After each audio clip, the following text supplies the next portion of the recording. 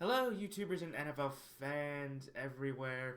This is Matt, the NFL Fanatic, giving you my Super Bowl 55 prediction and analysis. Well, for the Fanatic, last week in the Conference Championship weekend, I did a fantastic job.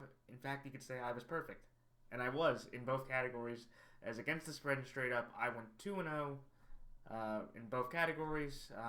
I was very pleased with that. And now overall for the year, I am 7-4-1 for the postseason against the spread, and straight up I am now 8-4, so that equals up to 62.5% and 66.7% respectively against the spread and straight up.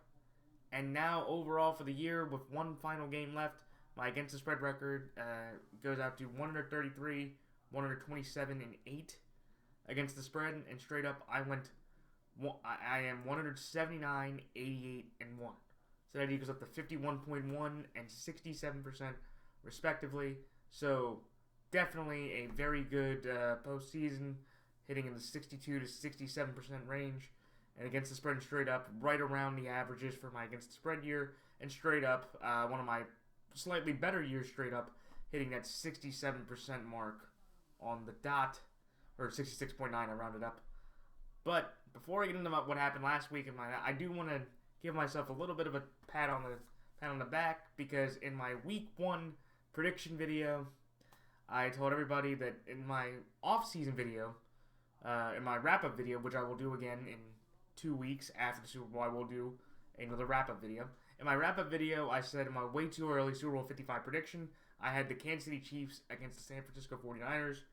And then as the offseason went on and all the changes were made to teams and cuts and trades and signings were made through free agency and the draft, I updated my prediction on Monday, Labor Day Monday of the 2020 season, or of the Labor Day Monday of 2020, and I said that my updated Super Bowl prediction before the year began would be the Kansas City Chiefs playing the Tampa Bay Buccaneers in the first ever home Super Bowl for the NFC team, or for the visiting team, and I got that correct. So I am very happy with that.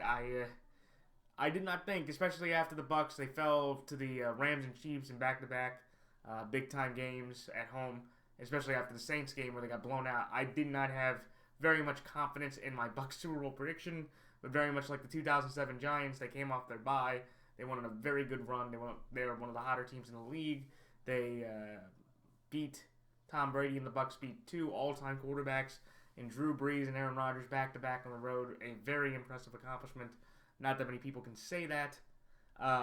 So I'm very happy the Bucs got there, especially after I put faith in them in the beginning of the year. The Chiefs, I really had no doubts about them getting to this game again. They were just too dominant in a lot of ways.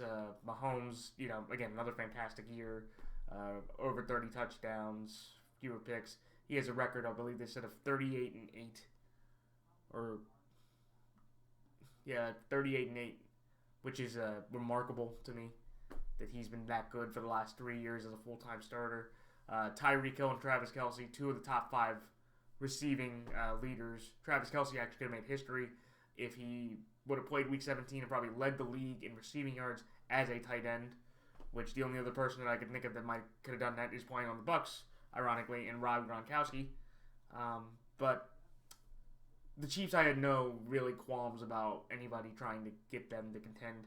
I thought Buffalo could have played a better game, and they had a decent start. They got the 51-yard field goal from Tyler Bass, and then the very next play, Mecole Hardman, the kick returner, muffs the ball, and Bills get at the 1-yard line, and they get a touchdown pass to Dawson Knox. Or I'm sorry, 3-yard line.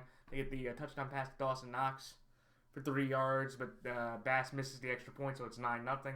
And then after that, the Chiefs go on a 38-6 run where the Chiefs just go up and down the field with Tyreek and Travis just decimating their coverage, just finding open spots, or when Tyreek Hill caught the quick little pass and ran it 70 yards down the field. It's just downright, phenomenal that the Chiefs have the 2 most unstoppable weapons as a duo that you could have, and really nobody else on the Chiefs, because, Darrell Williams made a couple nice runs, but Hilaire was kind of up and down. Le'Veon Bell was out, And then you had, Demarcus Robinson didn't really do anything. Byron Pringle made about a reception, but he was there for a quick stop, and he was just standing there the rest of the game. Sammy Watkins was out again. So that tells you Sammy Watkins, a former first-round pick, is completely expendable in this offense. And I think, again, he might just want to just stay just for rings, knowing that, he doesn't have to really contribute a lot. He took a pay cut this year to stay on the team. He doesn't really have to contribute a lot for this team to win. And, they really don't need him to win. So I look at, the Chiefs here and just downright dominance. And it's really scary for the rest of the AFC because, honestly, there's a lot of young quarterback talent in the conference. When you look at guys like Trevor Lawrence, who's probably going to go to the Jaguars. Deshaun Watson's probably going to end up in the conference still. Maybe not as a Texan, but as a Jaguar or as a Jet or a Dolphin. You have Deshaun Watson. You have Josh Allen, who in that Bills team is not going anywhere. You have Lamar Jackson. You have Baker Mayfield. You have Justin Herbert. You have Joe Burrow. You have, Mahomes himself. So he's got a lot of young talent that he has to deal with the quarterback position. Whereas for Brady and the Bucs, it's really not as deep as you think. That after you go from the Bucs with Brady, Aaron Rodgers and the Packers, Russell Wilson with the Seahawks, and Matt Ryan with the Falcons, who I put completely at a much lower level. There is a decent gap between Wilson, Rodgers, and Brady, and then Matt Ryan, to me. Other people may look at that. But those are your 4 legit quarterbacks in the NFC. Everybody else in the NFC has either as low mediocrity or high mediocrity, to where, they can play, but can they really elevate once they have to play a Russell, or once they run into one of those 4 guys, could they beat them if they get there? And, Matt Ryan's going to have a stretch with the rest of the team around him, and the new coach, Arthur Smith. So I think the Bucs, have a much better chance, with Tom Brady already saying he wants to come back, to get back to the Super Bowl 56 in Los Angeles, compared to Mahomes, even though he's probably has the most talent, the most consistency, just because of just that kind of talent, and the Chargers aren't going to go, I think the Chargers could be better with Brandon Staley. I think the Bucs have a much easier road to get back-to-back Super Bowls than the Chiefs do, trying to get to their 3rd straight. But, that's just me, just because I look at the quarterback, depth and the teams around them, So, and let me talk about the Bucs-Packers game. What a tremendous game by both teams. Tom Brady was sensational in the first half. He had the first drive right down the field. He threw the touchdown, the 15-yard touchdown to Mike Evans. Kevin King, a second-round pick out of UCLA, who's been throughout his career a decent corner, picked a horrible time to have his worst game. He was in every one of the major plays that basically decided the game. Obviously, one of the biggest blunders was the Scott Miller Bowling Green product running right past Kevin King on the 8 seconds left in man coverage touchdown, which I think won them or basically sealed them the game because at that point they were only up 4, and I think they were just trying to get the 7 because basically they had the 4th down conversion from Leonard Fournette earlier in the game, but they get it to 11 points. Then the very next drive for the Packers in the first series, Aaron Jones gets whacked by linebacker Devin White. He fumbles the ball, or he gets whacked by one of the Bucs defenders. Devin White picks up the ball. Man, he's been a beast. And he gets down to the 3-yard line, and then Brady throws a wide-open touchdown pass to Cameron Brate to put him up 18, and the Bucs really never got back in the game. And when you look at what happened through the second half, Rodgers started to play better. He started to hit Allen Lazard, and he started to hit Devontae more often. They were able to just chunk the ball moving down the field. And then Tom Brady, after having a fantastic first half, he disintegrated in the second half. He threw 3 interceptions.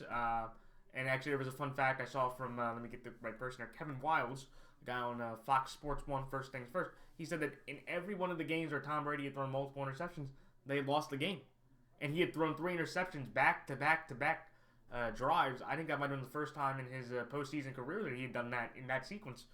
And for Jair Alexander, job well done to him, job well done to Maurice Jones-Drew. Shout out to the former Jacksonville and Oakland Raider running back, who said that Jair Alexander was going to get 2 interceptions, where Alexander had his career year where he had held opposing wide receivers and quarterbacks to their lowest ratings of the year. I think it was 51.5. Jair Alexander's cumulative season rating was for receivers and quarterbacks. Excuse me. But looking at those aspects of those, 3 turnovers, the Bucs defense, Todd Bowles' defense stepped up huge. They generated a tremendous amount of pressure on the Packers' offensive line, who's missing All-Pro David Bakhtiari tremendously. Shaq Barrett and JPP were just consistently getting to Rodgers. He got sacked 5 times. He got hit a few more times, and it was just a job well done. And I have to say this, and I watched the game all the way through. One thing that I noticed was that basically the Packers system after Jones went out, it was basically like the Saints, to where you had a phenomenal wide receiver. Definitely more so this year, Devontae Adams, who led the league in touchdowns, receptions, and was an all-out beast for the Packers the entire year and earned all his paycheck this year.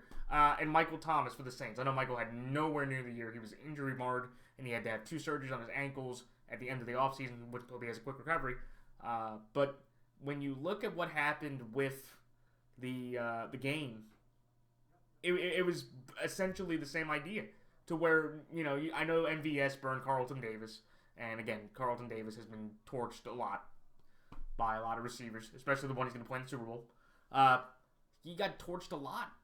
Or he got burned in that 50-yard touchdown play. But then after that, Robert Tonyan had the one other reception. Lazard had a couple nice receptions. But they really couldn't make an impact. And if you noticed, in every part in the red zone, it was, I believe, 6 or 7 consecutive targets to Devontae. Rodgers had no, I guess besides Tonyan catching the touchdown, Rodgers had no trust in any of his other receivers. And when Jones went out, they quit running the football.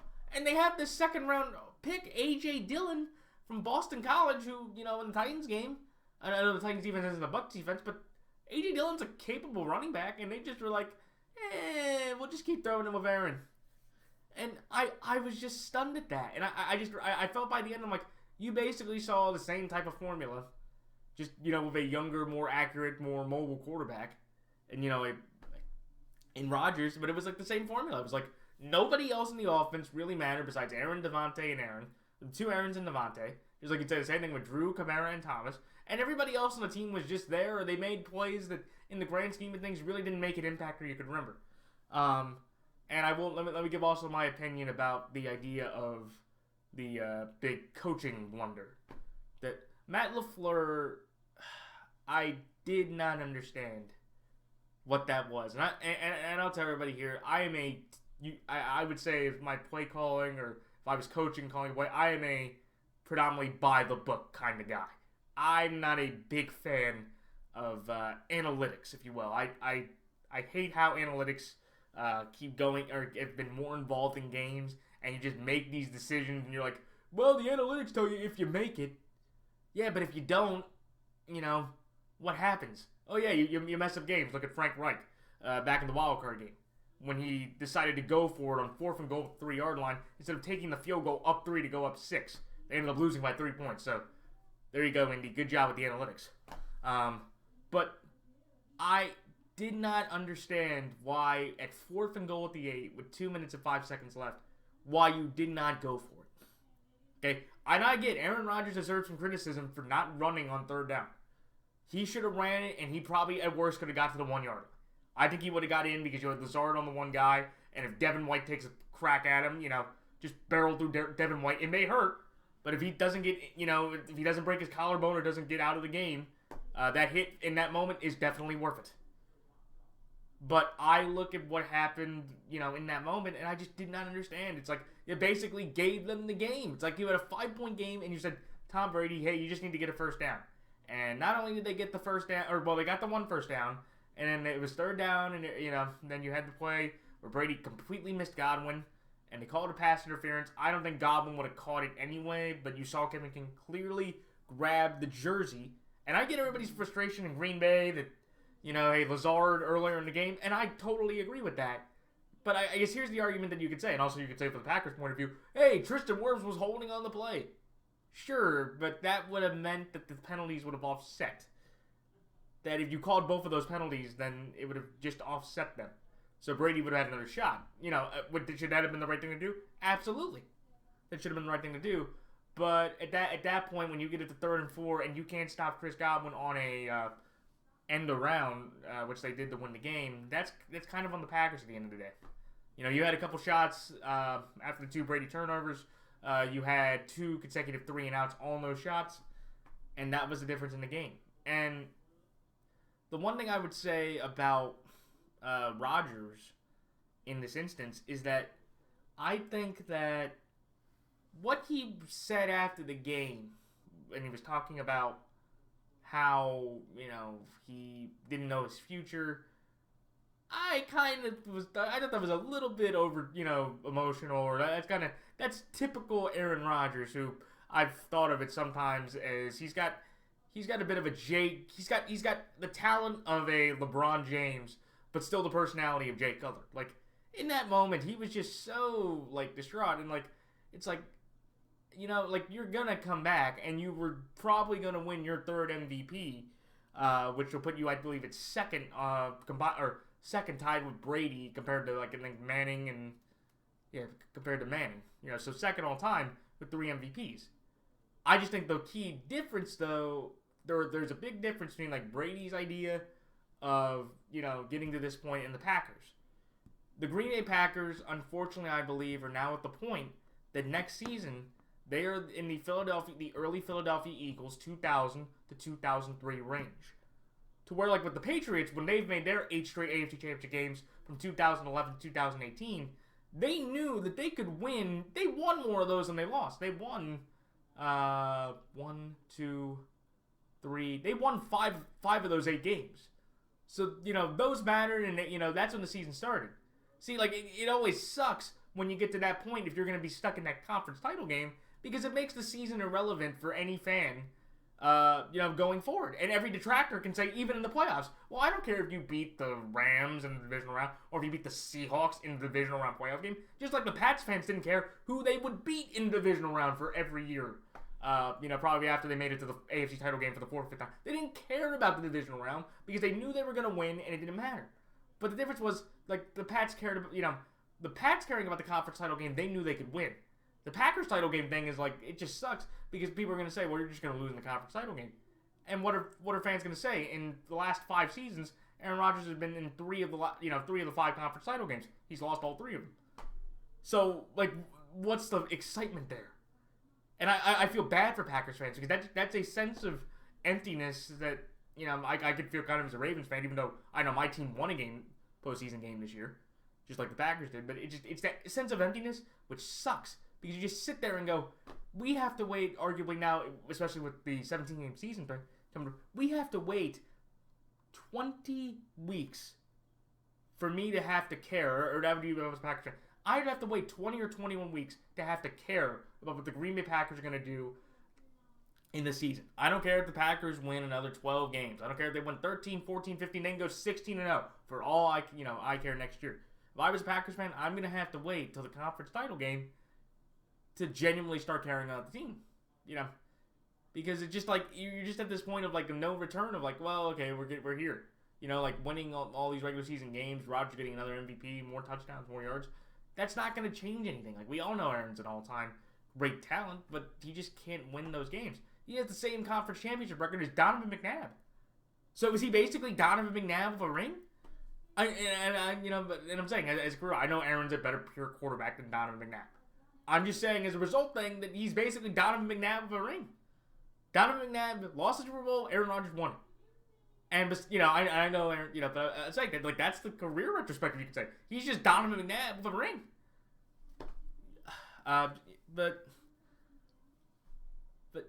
So that's all my thoughts on that. And then I talked about the AFC title game earlier. I'll just say real quickly again, I think the Chiefs, they have a stranglehold on the AFC itself. I think the only couple teams that I genuinely think that can maybe contend with them are the Bills and the Chargers. I think the Bills, they're kind of getting up there, but I don't know how much more, if Josh Allen can ever get up to Mahomes' level. And I just don't know with the Chiefs' offense. I don't know if the Bills' defense can genuinely stop them. Like, the Bills' defense has been solid, and Leslie Frazier's done a good job. He may be leaving to go for the Houston Texans job, along with former Lions and Colts head coach Jim Caldwell. But I just think it's a tough thing for the Chiefs. I feel like, again, with Herbert, as young as he is, if he can improve with the talent around him, Brandon Staley, if they can get Derwin back healthy, I think they have a chance. And maybe the Bills do. But besides that, nobody else in the AFC, I think, really can hold a candle to the Kansas City Chiefs. And even that's even with the Jets, with Deshaun Watson. Because even though they're going to get Deshaun Watson, that'd be a huge boost to their overall playoff aspirations. All that. They're still giving up probably six first round or 6 overall picks, and a few first rounders and a few second rounders. So that team's not going to be able to really build that much off of itself. And I just don't think that Deshaun, with that roster around him, can carry them to beat the Chiefs. Just because I've seen Mahomes play Watson a few times with a better roster with the Texans, or a slightly better roster, in the Texans, and he couldn't beat him there either. So, or he beat him one time, but that was it. But then the other 2 times, they were decisive games. So, all right, so here we go. Now, time for my prediction for Super Bowl 55. So, in this game, with the number 1 seeded Kansas City Chiefs going to the number 5 seeded Tampa Bay Buccaneers, the Kansas City Chiefs are 3-point favorites in this game. And, ladies and gentlemen, my Super Bowl 55 prediction is I'm going to go with the Tampa Bay Buccaneers to upset the Kansas City Chiefs in the Super Bowl. So, with that being said, the Tampa Bay Buccaneers are 3-point underdogs in this game. I'm going to take Tampa Bay here +3 and Tampa Bay straight up. Alright, so time for my thoughts on and the explanation for my prediction on this game. The reason why I am taking the Tampa Bay Buccaneers here is that in this game, there is a huge story that happened late in the AFC Championship game that I think is going to be key. It's very similar to what happened with the Packers. The All-Pro were one of the better left tackles in the game. David Bakhtiari, obviously, I think is the best one. But Eric Fisher, a former Pro Bowl left tackle, he tore his Achilles, and he is out for the Super Bowl. That is a massive development due to the fact that their right tackle, Mitchell Schwartz, has been on the IR for most of the year. So I think with that injury alone, along with everything else, because I feel like, again, Antonio Brown, he gets 2 weeks, he should be back. And the receiving cores are about the same. You could say if you have Mike, Chris, Antonio, you have Tyreek, Travis, and Sammy, and Mecole. You basically have 4 or 5 receivers that are either, you have your top stars, your middle stars, you have great tight ends. The Bucs have more tight end depth, and the Chiefs have just a better tight end in general. You have running games that are compounded with a rookie and a veteran, Leonard and Ronald and Le'Veon and Clyde. And the Bucs, I think, have a stronger offensive line unit.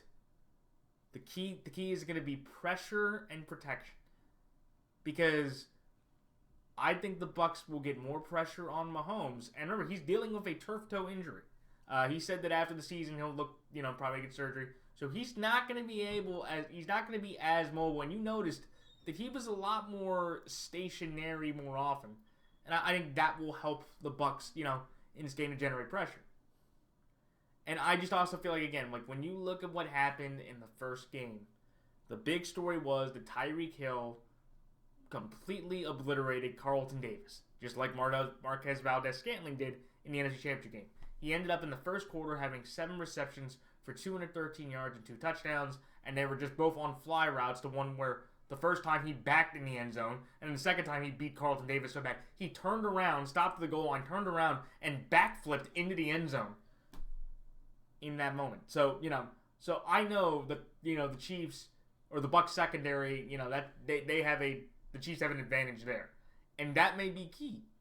But I just feel like the Bucs defensive line, with the loss of Fisher, the loss of Schwartz, I know they're probably going to move Mike Remmers, their right tackle, to the left, and they'll move somebody from the inside and slide him out.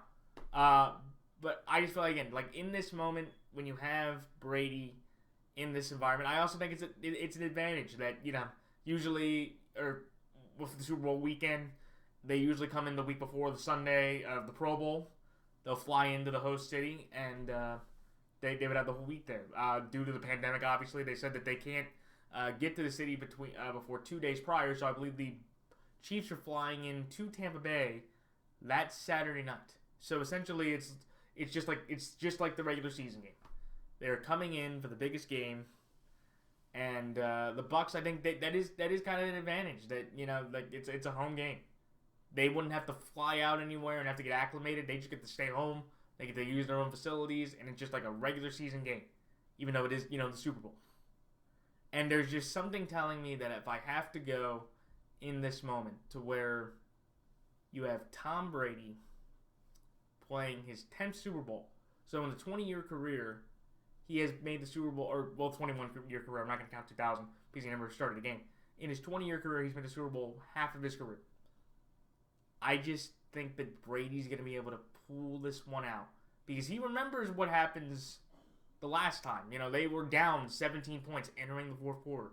Brady gets 2 big drives, one to a big turnover, the other due to Frank Clark getting roughing the passer penalties. It came down to a 3-point game, and with 4 minutes and 10 seconds left, Mahomes just played keep away.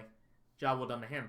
But I have to believe that Tom Brady, in this moment, knowing how special it would be for him to be able to best the league, which I think is not being talked enough in the media.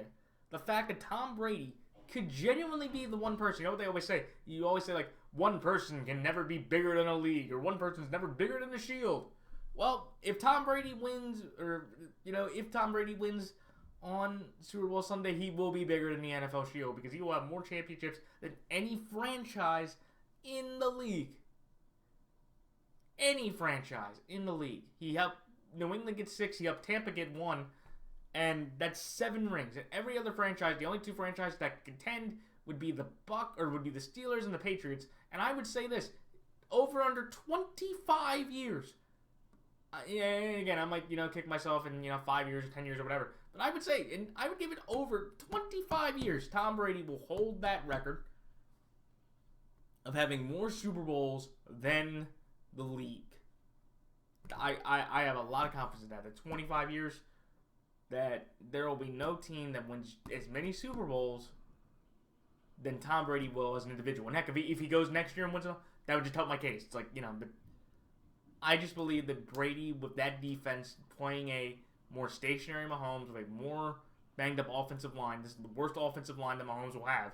And again, I think it's a pretty impressive accomplishment for Mahomes anyway, playing with his bad offensive line he's had through most of the year. Because he had Tardif opt out, he had KO, Colecchio Assembly go out middle of the year, he had, Richard Schwartz go out, he had another offensive lineman go out for the majority of the year. Now he has his left tackle going out. Like, he's playing behind a very or a very depth-laden, and kudos to the Chiefs depth-laden and stitched-together offensive line.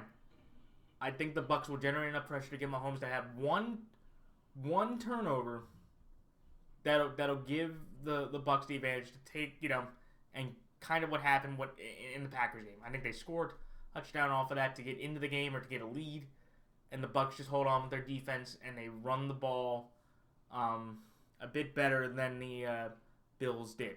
But I'd be surprised at all if the Chiefs wouldn't know. And they're the favorite, and I can understand why they're the favorite. Mahomes has been so dominant throughout his entire year. He'll be second in the MVP race behind Rodgers. I think some people might argue that he should be the MVP just in general because Mahomes just keeps winning. And it's basically the idea to where if Mahomes and this Chiefs teams win, we have our next dynasty in, here in the Chiefs, back-to-back champions. First time since Brady did it back in 2003-04 with the Patriots. And I just think that is going to be a very tough time for the rest of the league, especially in the AFC, because you basically could say whatever NFC team comes out, even if it's the Bucs again, next year, that the Chiefs should be able to beat whatever NFC team comes out if it's not the Bucs or the Packers. That's how weak the NFC is, in my opinion, just compared to the AFC. And just what I've seen from the AFC of all the teams they've had and all the talent they've had, they haven't really shown to be able to beat Mahomes that often either. Really, it's been, in his last 26 games, Mahomes is 25-1 straight up. The only loss coming to the Las Vegas Raiders in the 40-32 game that was back in week 5 or that was back in like week 6 or 7 last year, sorry, this season. And yeah, I just feel like, again, like, the reason why I'm taking the Bucs is I'm going to trust that the Bucs defensive front gets more pressure on Mahomes than I believe the Chiefs defensive front will get on Tom Brady. I think Tom Brady, he won't have 3 turnovers in that game. Even though, fun fact, Tom Brady in the 4 postseason games where he's had 3 or more turnovers, he is 3-1 in those games. The other 3 games that happened, it was the 2006 AFC Divisional Round game against the San Diego Chargers, the 2007 Championship AFC Championship game against the San Diego Chargers, and the 2009 wildcard game against the Baltimore Ravens, which he lost 33-14, but he lost that one. And then, of course, on Sunday in the 2020 AFC Championship game, he won 31-26 against the Green Bay Packers with 3 turnovers. Look, this is a game that I see that, it's a lot of talent, but the 2 main stars are going to be Tom Brady and Patrick Mahomes. This is genuinely, to me, and I've seen it in the media, but I thought of it basically, this is basically Patrick Mahomes playing the role of LeBron James and Tom Brady playing the role of Michael Jordan. This is basically what everybody would dream of as a basketball fan, as the perennial GOAT that has been claimed and has been dominant for 2 decades, kind of like a Michael Jordan, or even though I know Michael Jordan wasn't dominant in the 80s, but through the 90s he was. This is Tom Brady's 2 decades of dominance against a young guy in Patrick Mahomes, who's 25 years old. He's already been to 2 Super Bowls. He's won an MVP. You could argue he should have been 3 Super Bowls if it wasn't for a coin toss or D Ford. Either way. And at the end of the day, I have to go with the experience and the confidence Brady has in this game. I know the Chiefs roster, it's different. The Chiefs have been in this game. Basically, everybody on the Chiefs roster has been in this game. They know the environment, they know the expectations, and they know that they beat the Bucs, and they just know that they're going to have to score. But I just feel like, again, I feel like the Bucs defense, Todd Bowles will make one more play with his defense than Steve Spagnuolo will with the Chiefs. And I know that you can also say the same thing. Ooh, think about that, Matt. Steve Spagnuolo, defensive coordinator, Giants defensive coordinator of 7.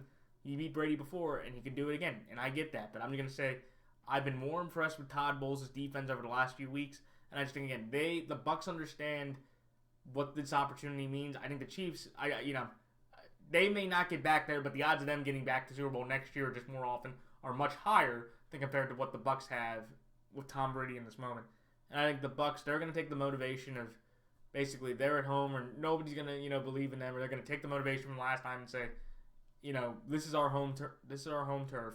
We lost to this team on our home turf before, and we want to do this for the team, for the city, for their second title, and they want to do it for BA, Bruce Arians, and Brady to break the NFL record for most Super Bowls won. Should be a great game, and I'm really looking forward to. I hope every football fan is as well. But I'm taking Tampa because I'm going to trust I'm going to trust the Bulls defense to make one more play than Spags. I think both offenses will do well, and I just think in this kind of clutch situation, there's only been 2 quarterbacks that have beaten Tom Brady in the Super Bowl, Nick Foles and Eli Manning. I know Mahomes is way better, and Mahomes getting the opportunity to beat him would not be that much of an upset or kind of a shock. But I just feel like, again, Brady will find a way with Bulls defense to win the game. And also, just for a fun fact here, this is a great way to win a best-of-5 series. They played each other 4 times over the last 3 years, and Tom Brady won the first 2 meetings back in week, I believe, 12 or 13 of the 2018 season, the 2018 AFC Championship game. Mahomes won in week 11, week 12 of the 2019 season, and he won in week 12 this season. So what a great way to, in my opinion, see these 2 quarterbacks and these 2 teams is currently constructed for the last time play each other in the biggest game of the season, in the most challenging season the NFL has ever had due to the pandemic. So that's like the Tampa Bay Buccaneers are +3 and the Tampa Bay Buccaneers straight up. And that's it. So good luck to all the coaches, players, and fellow prognosticators and anybody doing daily fantasy. Good luck, trying to win money, in this Super Bowl game. And I'm, like I said before earlier in my video, I am going to be doing a wrap-up video in 2 weeks after Super Bowl 55. I don't know if it'll be exactly on that Monday, but it'll be sometime during that week. I will do a wrap-up video of the whole season, and I will talk about the off-season storylines people to watch, and I will give out my way too early Super Bowl 56 prediction for Los Angeles next year. And until that point, also check out the NFL YouTube Prognosticators page to see Bridgewater's Finest, Nams Noodles, Half Moon's Picks, and all those guys and gals that make predictions like I do every football season. And until after the Super Bowl, this is Matt the NFL Fanatic signing off. Until next time, so long.